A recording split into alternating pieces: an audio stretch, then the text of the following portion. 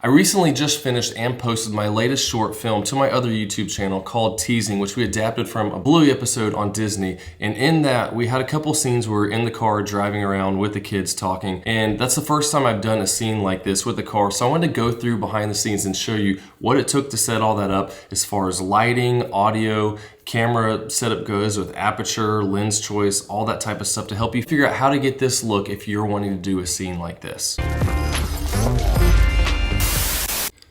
So starting out here in the truck, we're gonna go over lighting. As we can see here in front of the girls, I have a couple lights set up, kind of discreetly placed. It worked out pretty nicely because when you're looking at lighting on this, Jill and I are both lit pretty well because you have light coming in from the front windshield, but then also from the side. So you can see on Jill, she's got a little bit of the shadow on the inside. For me, not as much, but then the girls, when I was initially setting up, they were a lot darker in the back because our seats are blocking the light coming into their faces. There is light coming in from the side, but it's not enough to light them as much as we are. So either Jill and I in the front seat are gonna be way overexposed for them to look normal, or we're gonna look normal and they're gonna be underexposed. So with this, I set up these couple lights, set the camera up in the front, see how the exposure looked. I put them in the back and I was changing the brightness setting on to see what looked best for them in the back, not too fake, somewhat realistic, and also matching the color temperature of those lights to the outside. And I forget what the brand of these lights is. I have to look them up. I got them years and years ago, but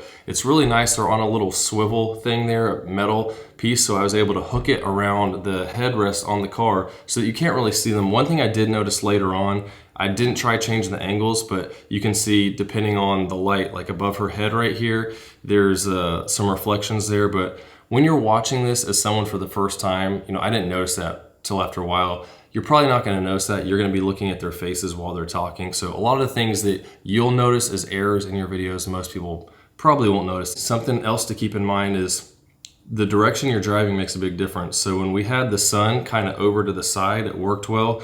But like in this take, when I had to turn because we came to a dead end in the neighborhood, we turned into the light and it got really bright on our face. So like here, it's not too bad on me, but Jill just about looks like a ghost here because of how much light's on her face. Her skin's a lot lighter than mine. The girls look a little bit better lit in the back with this, but still, all these takes weren't really usable. And then also audio. You wanna make sure you have multiple audio sources. I didn't wanna put lapel mics on them because their kids would be pretty obvious. So I set up this microphone here for Riley in the back. And then I set up this other small one in front of Anna to pick up her. So now I've got a little bit better audio on both of their voices, and I could overlay those and see which one sounded the best. Again, you can see the light there and how it's hooked around that, and it worked pretty well because you couldn't really see it behind our necks. So discreetly put, that worked really well. And I'll look and see what the brand is on those and link them in the description. So if you want to get that, it'll work out. And anything I'm talking about, all my gear is linked in the description with Amazon links. I get a commission for those. It helps out with the channel if you buy them, but it doesn't cost you anything extra. So if this stuff is helpful and you want to get something, that does help out, and I greatly appreciate it. So audio and lighting, taken care of. Not a really difficult setup in the back there. So then up here in the front, I have my FX3 up here on the dash, and I'm using a 24mm lens for that look. So with the 24mm, that's giving you this look right here. Enough room for both of us, the girls in the back. And if you're using an APS-C camera, keep in mind, you'll need a 16mm lens if you want to get the same look because you got the 1.5 times crop, so it's going to put you up to 24mm.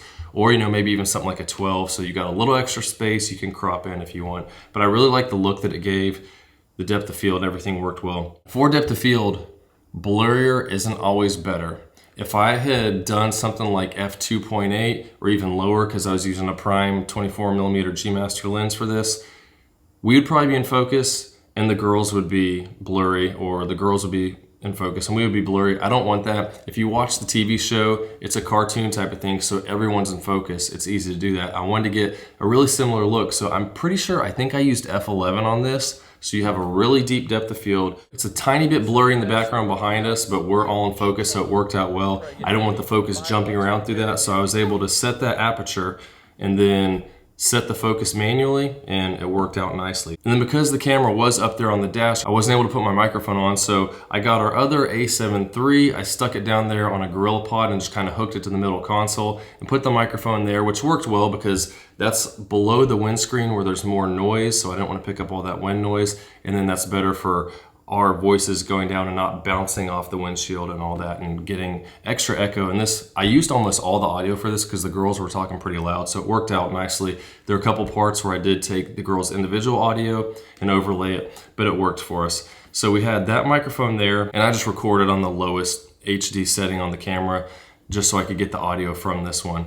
And then I also set up this monitor down here so I can get a good look and make sure everyone was even. And you see with the focus peaking with that f11 aperture, the girls are in red on the focus peaking, so is Jill, so that was just perfect what I wanted, everyone in focus, so it made a lot of sense there. And then just to have one more source of audio, I put my phone here with the voice memo app on and just turn it on. So I had that as well to pick up me, Jill, the girls, just in case to have something else. So we had 1, 2, 3, 4 sources of audio. I had the 2 lights in the back, the monitor down there, an extra camera. I wasn't using the footage for anything, but you get the idea of setting it up so that I could get that audio.